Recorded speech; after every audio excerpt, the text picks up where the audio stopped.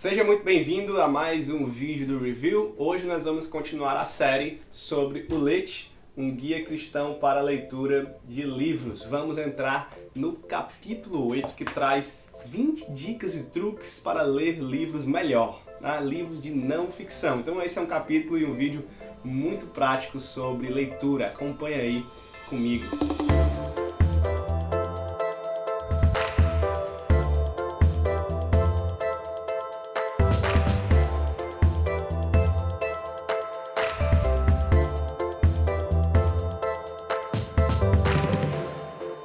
Se você ainda não sabe ou não assistiu nenhum vídeo, quero só lembrar que nós estamos falando deste livro aqui no canal, tá? Que é uma teologia prática sobre a leitura de livros, o livro do Tony Rake, publicado pela editora Concílio. Nós estamos passando capítulo por capítulo, então se você quiser assistir todos os outros, eu recomendo demais que você faça isso, porque tá muito bom, gente, sério mesmo. Eu sei que sou eu que estou fazendo isso, é estranho, mas os vídeos estão bons, o livro é excelente, compre, leia. E volte aí no canal, entre lá no nosso canal para você ver todos os vídeos dessa série, tá? Então vamos para o capítulo 8 agora, que já está na parte 2 do livro, que é a parte prática, e esse capítulo traz 20 dicas e truques para ler livros de não ficção, ok? O nome do capítulo o título do capítulo, né? É Como Ler Livros. Então, logicamente, eu vou passar aqui pelas 20 dicas e truques de maneira bem rápida, tá, gente? Senão, se eu fosse parar, né, para explicar cada uma, o vídeo ficaria enorme. Então eu vou citar a dica, se for necessária uma explicação, porque às vezes o título não é autoexplicativo, eu vou então explicar bem rapidamente, tá bom? Mas são 20 dicas e olha, se você colocar isso em prática, você vai ter um upgrade aí, para falar bonito, né, na sua leitura, no seu aprendizado por meio dos livros, tá certo? Então, vamos começar aqui com as 20 dicas. Lá vai.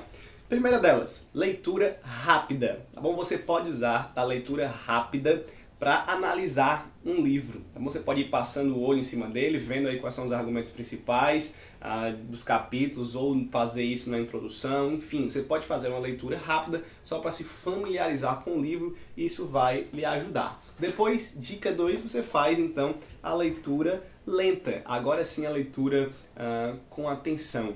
Bom, e a leitura, vamos dizer assim, normal. Então você pode intercalar isso, pegar um livro, fazer uma leitura aí rápida, passar o olho, escanear o livro, como a gente diz, né?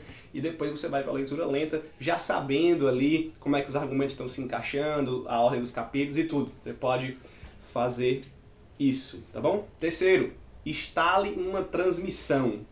Acho que aqui ele está falando de marcha, da transmissão do carro, porque ele vai dizer, leitores mais experientes sabem quando o livro pede que a leitura seja mais lenta, porque é algo mais detalhado, algo mais difícil de entender, e quando o livro também permite uma leitura um pouco mais rápida, quando ali você não tem muitos detalhes, não tem muita dificuldade, então você vai alternando no livro. Isso é muito comum, tá, gente? Eu faço muito isso.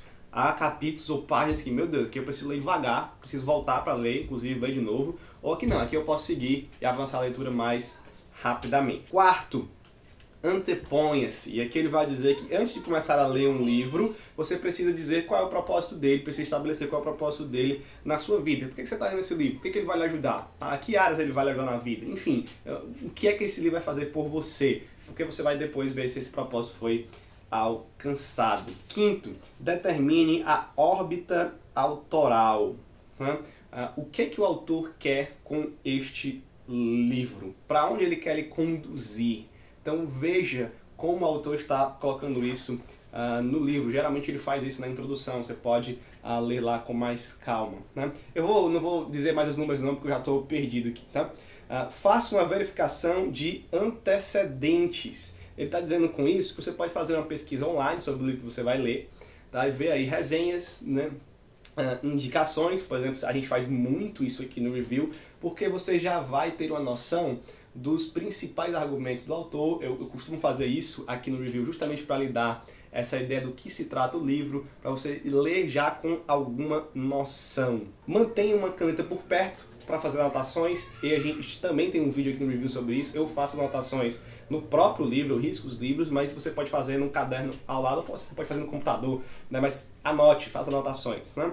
Faça uma lenta radiografia do livro. Aqui ele vai dizer para você analisar o esqueleto do livro. Aparece muito aquela ideia de escanear, mas você vai olhar agora os capítulos, né, e você vai ver como eles estão num argumento coerente, como eles estão formando todo o argumento do livro. Você pode ver também no capítulo as subseções do capítulo, então você vai vendo aí como o livro está organizado no seu esqueleto, tá? Isso é legal demais, né? Depois, determine uma estratégia de leitura. Como é que você vai ler o livro? Livros diferentes, né? Tem estratégias diferentes. Você vai ler ele de uma vez, você vai ler ele devagar, você vai ler capítulo por capítulo. Você vai ler ele, aqui eu vou adicionar, né? Você vai ler ele em quais horários, em quais momentos, você vai ler ele junto com alguma coisa, enfim, defina a sua estratégia. Prossiga apesar das perguntas, tá bom? Não deixe que alguma dúvida que você tenha sobre algo que o autor escreveu, ali tire da leitura. Então, se você surgiu algo que você precisa perguntar, né, guarde isso, pergunte para alguém, tente ver se o autor responde isso em outro lugar, mas não pare de ler por causa disso. Observe a progressão do capítulo. Isso aqui é muito importante, gente. Você deve olhar para os argumentos do autor e como eles vão progredindo dentro do capítulo. Então aqui, por exemplo, você vai ver as subseções, quando elas estão bem definidas. Por exemplo, às vezes tem primeiro argumento, segundo argumento, conclusão, aplicação, tem isso nos subtítulos. Às vezes não. Então você vai vendo as falas, o discurso do autor. Ele diz primeiro isso, segundo isso, finalmente, apesar disso, concluindo. Você pode ir marcando essas afirmações. Eu faço isso também nos meus livros. Descubra a tese, é outra dica. Do que esse livro se trata? Qual é o ponto central? Muitos autores hoje em dia, muitos teólogos, principalmente em livros mais teológicos, eles dizem logo a tese de maneira bem explícita na introdução. Isso é muito importante. Mesmo se ele não disser, você tem como ver na introdução ou no primeiro capítulo, geralmente, qual é a grande tese do livro. E fique com isso na sua cabeça. Outra dica, saiba quando desistir. Tá bom? O livro não é bom, você começou a ler, não está lhe agradando em nada, não está cumprindo o propósito que você determinou, o livro é ruim, deixe de ler, faça esse julgamento, pare de ler, vá para um livro melhor. Outra, marque o ouro. Né? Aqui há uma citação de John Piper muito interessante, que ele diz assim: o que eu aprendi nestes 20 anos de leitura séria é que o que transforma a minha vida são sentenças, não livros. E ele vai dizer que 99% do que ele leu ele não lembra, mas ele lembra desse 1% que é o ouro do livro.